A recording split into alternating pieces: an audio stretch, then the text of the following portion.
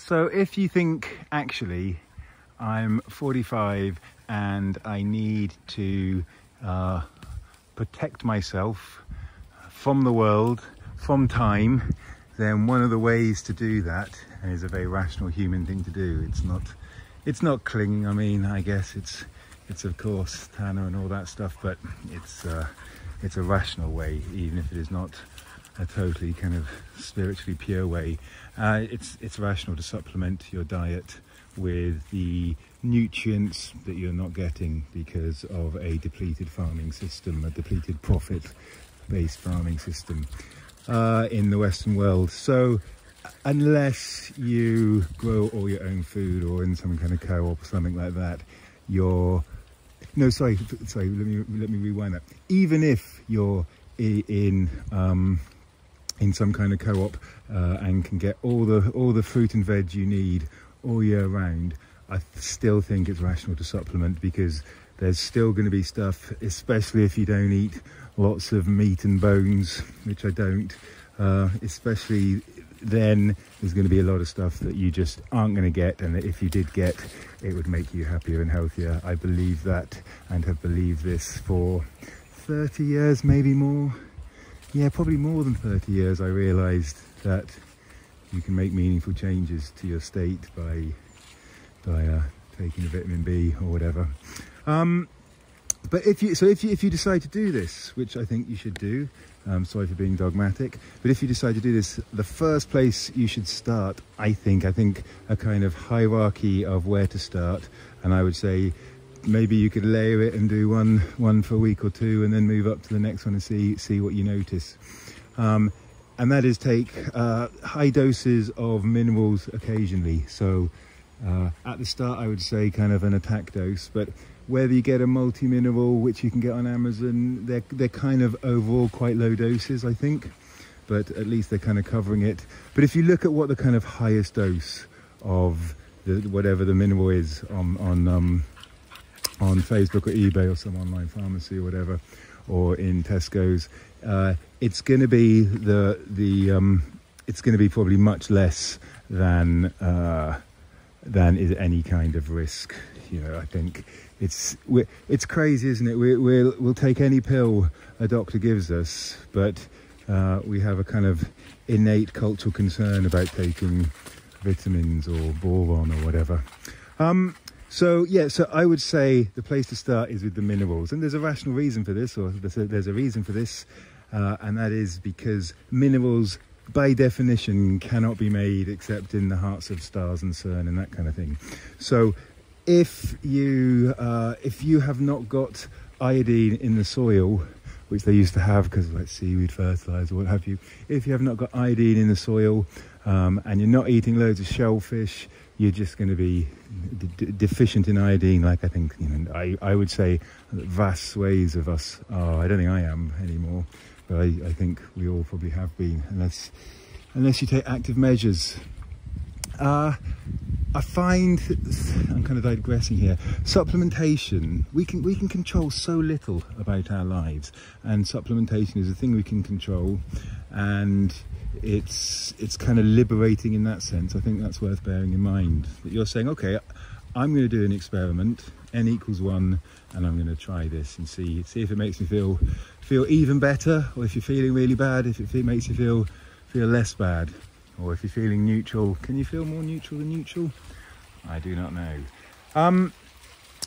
So after the minerals, I would say then it's the vitamins, and I would say, you know, I think vitamin A is the only one. I do take it, and I take a high dose maybe twice a month. I think I got bought into the kind of scare stories about it, I think, and polar bear livers and things. But I still haven't kind of made a decision on that, but I do take it. Vitamin E, I used to take vitamin E in my 20s and 30s, loads, and then there was kind of this hullabaloo that it leads to a higher cause of mortality, and I stopped taking it and thought I'm getting it all in nuts and seeds, which I might well be. But now I think that study's been thoroughly poo-pooed, and I think vitamin E is something that we should take. So yeah, so the vitamins, and then after the vitamins, and this is something I've only been into in the last decade or so, and only really with a kind of not looking for kind of big change, just seeing, oh, does this kind of work? But this is amino acids like taurine and glycine and tyrosine and theanine, and there's loads of them, and they make up proteins. They're completely a part of us. And I think after the vitamins, that's where you can really that's where I think it becomes more individual. Most people probably process vitamin D in the same way, or process iron or copper or whatever. Whereas I think amino acids, there are different pathways in our bodies activated in different people, and that. So they're also cheap. They're kind of safe. They're well worth taking, I think. And all along this, and I think this is really important, and in terms of supplementation, and it's not really supplementation, but let's call it culinary supplementation. Herbs and spices are just absolutely packed with stuff that the human body really makes good use of in great ways, and people have known this for thousands and thousands of years all over the world, of course. So if you don't like colourful food, it's also so cheap to make food colourful with spices and herbs. If you don't like that, and again you want to go on a supplementation journey, then culinary supplementation, you can learn to love it all without any doubt, apart from maybe spirulina, which I don't know. Actually, that's not true. I've started taking it with glycine, another amino acid. Glycine I'm very new to, and I got into it because I don't want to eat mammal collagen. I don't want to eat beef collagen, even though it's really, I think, really good for us, especially as we're aging. If I had a broken leg or pulled my back and was out of action, that kind of thing, I would probably take beef collagen medicinally, even as a mammal vegan.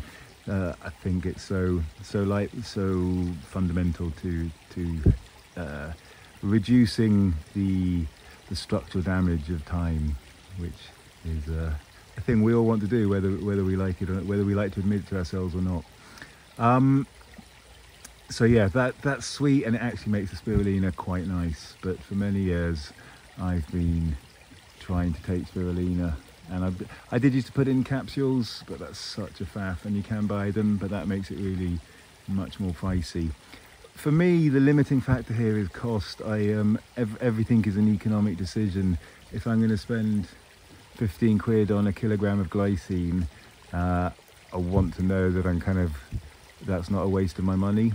And so far, I think you soon find the stuff you come back to. And there's supplements I've been taking for decades, and there's other stuff I think actually that just hasn't worked for me. All the kind of ashwagandha stuff that hasn't floated my boat of recognition of some kind of optimization. It's a bit like when I was a teenager and I had my computer, I used to love tweaking it to kind of make it faster or save memory so I could squeeze more into it and all of this. And I had the Bible in a 7 megabyte Amiga. I think I was probably the first person to do that. I digress. But this idea of tweaking your workbench, to use the term, applying to myself as a biological system, I do enjoy it. But even if I didn't enjoy it, I think I would come to the conclusion that it's a journey I should start taking as soon as possible. Yeah. Over and out.